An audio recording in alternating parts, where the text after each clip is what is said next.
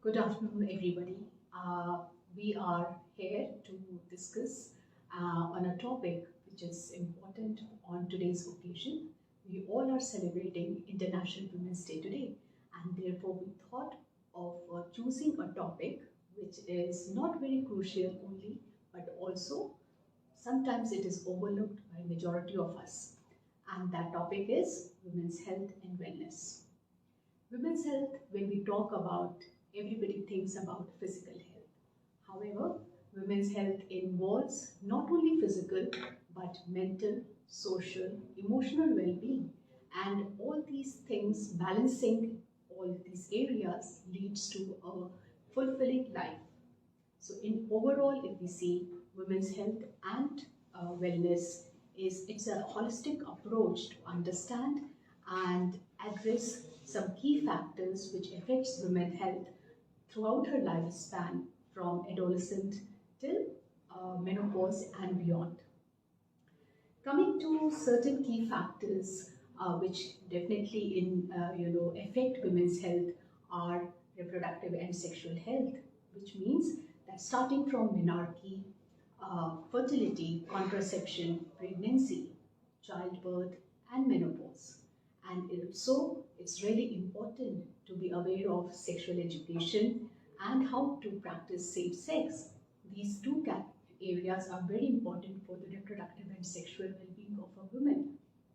Also important to know the women, to know all the preventive screening methods which are available, like pap smear, mammogram, bone density measure, checking, like also sexually transmitted infection, to know about them and get it screened so that we can pick up any potential health related risks early. Okay. Any health related risk early, and we can prevent and treat them. The other area for the women's health is the mental and emotional aspects. We women do go undergo with a lot of stress, anxiety, eating disorder, and postnatal depression, and we are not aware of the symptoms of this, and we are also having a fear of stigma and taboo, that to whom to contact if we are suffering with these symptoms. Therefore, we should be aware of the symptoms, and we should not get it we need to destigmatize it and need to approach our mental health services so that it can be, the needs to treat it can be tailored according to individual women's need. Another very important aspect is nutritional and regular physical exercises. Having a balanced, nutritious diet, having regular physical activity. These two are fundamental pillars for the healthy lifestyle. So we should incorporate in our healthy wellness, well-being. Important other aspects include for the women's health are we should be aware of what are the common gynecological problems we suffer. So most of us, if we go for the screening test or for the regular health checkups, we come to know about early detections of common problems like ovarian cysts, uterine fibroids, endometriosis, PCOD, and if it is detected early, we can prevent them and treat them. Another important area for women's health is preconception and pregnancy. So, if we plan the pregnancy, have preconceptionally taking of folic acids and vitamin supplements, modify the lifestyles, these can have a healthy outcome of childbirth or the pregnancy outcome. Similarly, during the pregnancy, if we are having the proper support and regular monitoring throughout the pregnancy, it can give us a good healthy outcome of the pregnancy and childbirth experience. Later in the life, we all are affected with the menopause, and therefore in menopause we should be aware that it is there a lot of irregular hormonal imbalance happens, which presents with hot flushes, vaginal dryness, and mood swings. So if we detect them early, we can treat them by supportive therapy, by lifestyle modification, and if needed, any hormone replacement replacement therapy. Bone health often neglected by the women, and one of them is osteoporosis. So osteoporosis most commonly affect the menopausal age, and therefore regular calcium supplementation, vitamin D, and weight-bearing exercise are important at that age to prevent um, bone health or having any problems with the bony health. Coming to the wellness, what do we mean by the women's wellness thing? Dr. Lopa, do you want to throw some light on that? Women wellness often encompasses multiple dimensions, which includes physical wellness, social wellness, intellectual wellness, and you can say emotional wellness and spiritual wellness. And often they are interconnected to each other, and nurturing one can positively impact the other one, thus leading to a more balanced and a fulfilling life. So when we are talking about the having a healthy women's life, and I wanted to ask you if what are your thoughts about alpha women? Alpha women. So this is a new term which has come up, and though we know that alpha women are the people or the ladies or women who are confident. They speak up their mind, they are assertive, and I think that we all are alpha women, aren't we? Yes. So I think in this era, we are working as a alpha women, whether we are at home or at work, or balancing work and personal life. So it's really important that to have a balanced work life and personal life that brings a overall healthy well-being and productivity. And it is basically by effectively managing the time and energy between the work commitments and the personal life. But sometimes I feel that when we are overdone with the work and we are trying to balance work and the personal life, we often ignore our health. And therefore it's really important sometimes to prioritize our, look after ourselves. And there are certain ways we can make to balance our work life. Do you know what are the ways we can or how we can balance the work and life? There are certain ways which we can try. We can set our work time and prioritize our me time. And we should let go of perfectionism. Correct. And limit our time wasters and plan our day out. And also from the institution, from the management or in the companies where you work, if they can provide flexible time hours, work from home facilities, and giving a daycare facility at their institution. So these are certain ways by which the work-life balance can be maintained.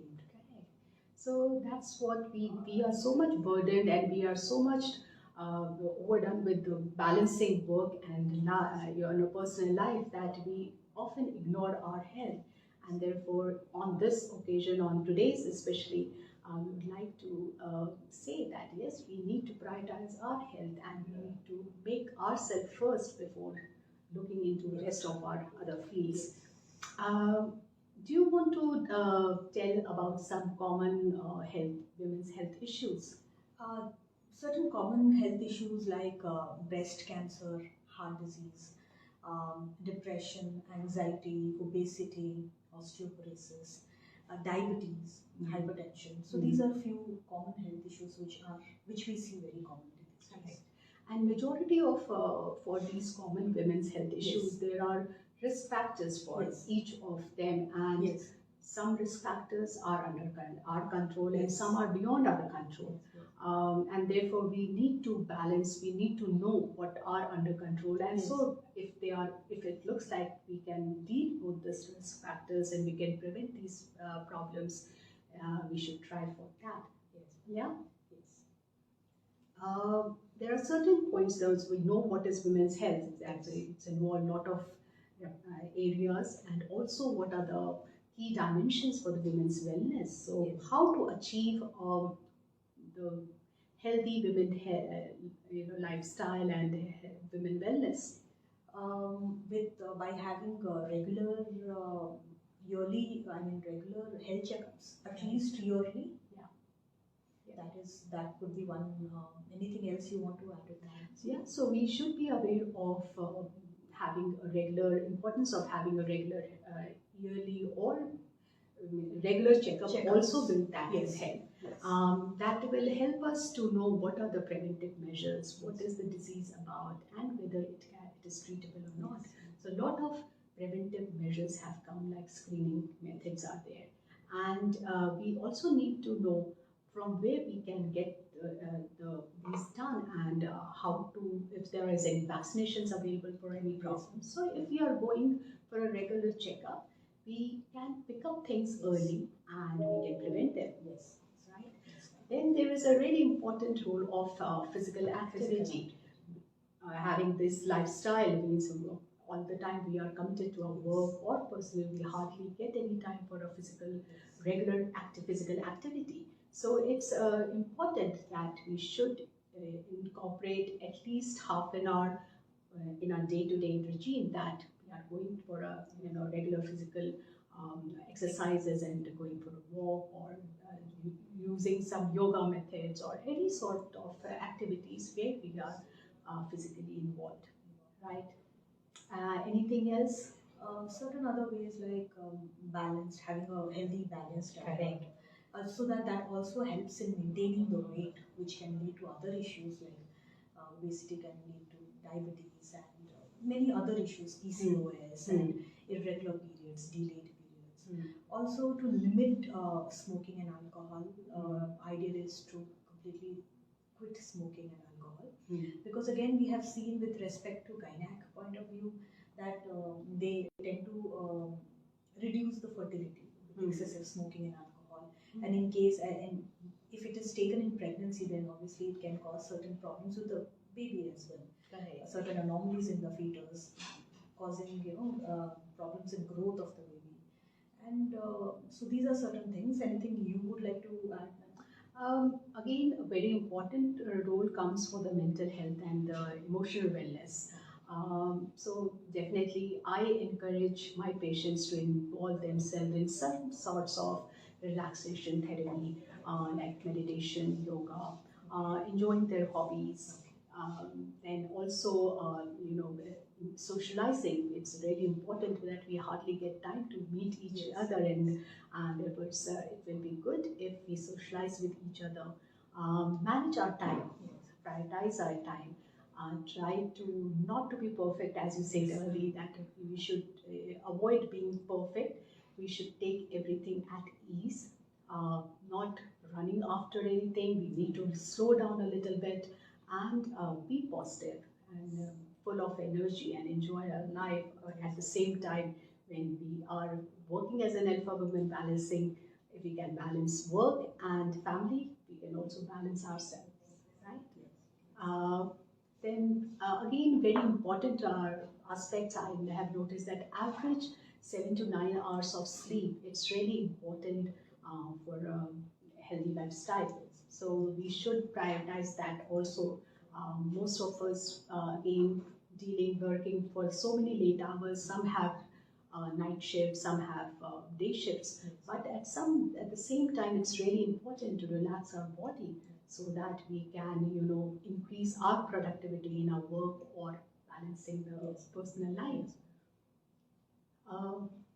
Anything else which we want to let the viewers know? Also, preventing sexually transmitted infections and also unintended pregnancies, because again, that is also, by using adequate methods, adequate contraception, and also some protection can help in preventing that, and which will ultimately affect our overall health. Right. So these are, I think, certain ways by which. Yeah, so we should be at least aware of the latest, what is going with the women's health issues, and what are the preventive measures, what are the screening methods, what are the vaccinations available, and from where we can get these resources. So I know it is all available on Google, but sometimes there are some misinformation on Google. So it's always important to come and talk to your health officer or health advisor to take some tips and about the latest what's happening with the women's health, right? Ma'am, what are can you please throw some light on the various screening methods for various health conditions? Normally, we recommend that women should have a regular screening test, whether it could be yearly or more often if there is anything we pick up when we are doing the screening test. Commonly, we involve screening for the cervical cancer, for the breast cancer. We also do the ultrasound scan for the pelvis to rule out any reproductive problems, including other blood tests, which involves checking your hormone levels, thyroid levels, lipid profile, blood sugar levels, and also important in the menopausal or perimenopausal age group is about to check for the bone density. Yeah. Yes. So these are few baseline screening tests which all women should go ahead and get it done. Okay. Coming to briefly, we would like to also tell about important topics like cervical cancer, for which we normally do the pap smear. So cervical cancer, it is still the second most common cancer in women, not only in India but worldwide. So it is actually the cancer of the cervix. Now cervix is the neck of the womb, and if there is any pre-malignant cells, we can pick up when you are coming from the screening test by doing a pap smear or a checking for the blood test, which we call as HPV DNA test. The risk factors for the cervical cancer include, the most common is the human papillomavirus, or having multiple sexual partners, having early start having sexual activity very early in the age, or having multiple children beyond that. And one of the other reason is the smoking. So these are the risk factors for the cervical cancer, and they normally present with the vaginal discharge, irregular bleeding and spotting, and sometimes foul-smelling discharge if it is in the late stages, right? So normally primary prevention, how you can do it is, first is if somebody is smoking, they need to quit smoking. There are HPV vaccinations available. You should think about it, read about it, discuss with us, and if you want to go ahead, you should take it.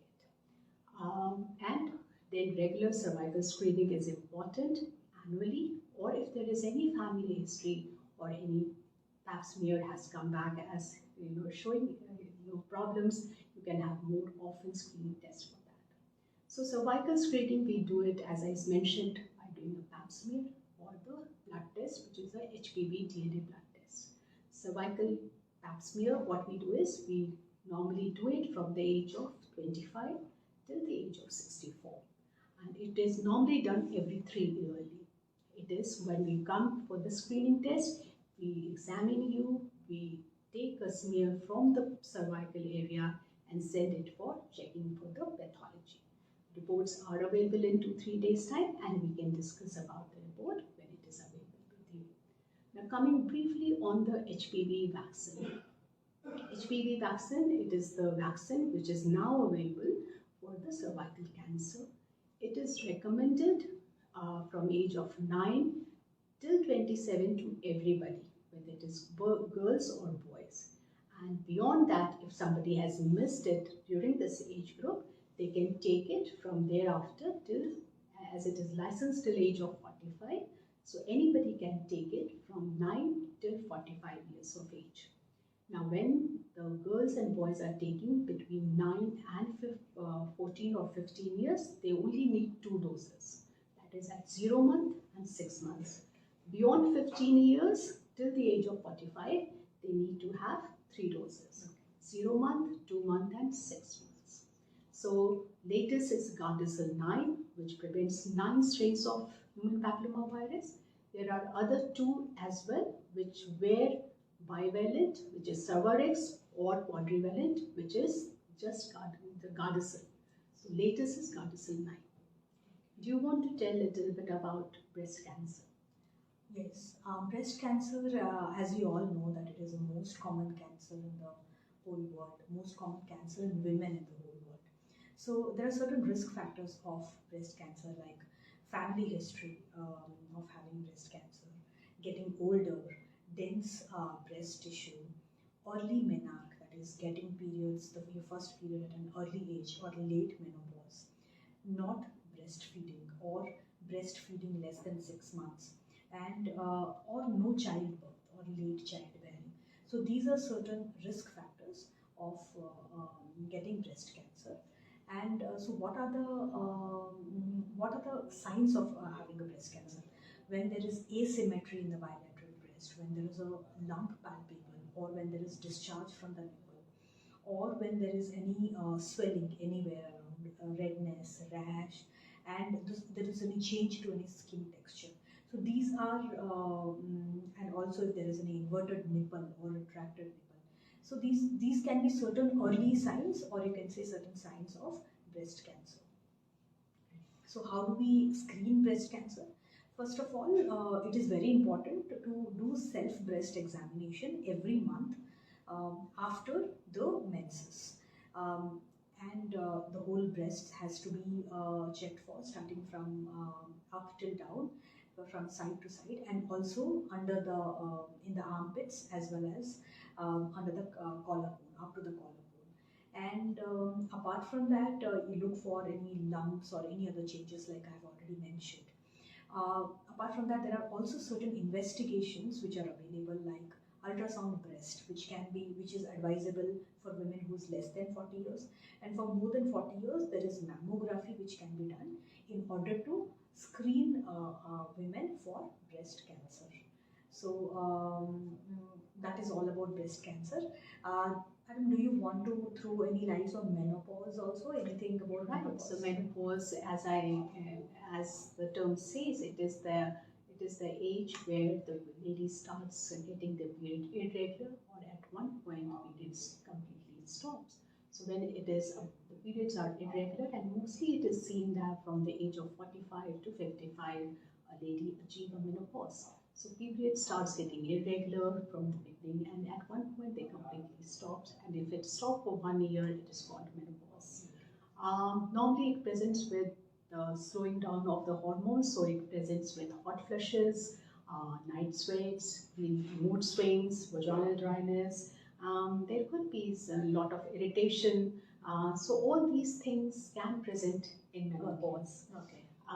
But if we recognize these symptoms, we are aware that this is the age and these are the symptoms which can present during that time. We can start modifying the lifestyle, we can give them supportive therapy, we can discuss about alternative medicine, some herbal ways to treat these symptoms. And if needed, we can also give them hormone replacement therapy or any medications which helps and prevent osteoporosis. Okay. So during that time, it's also important for them to keep them physically active and know how to relieve these symptoms.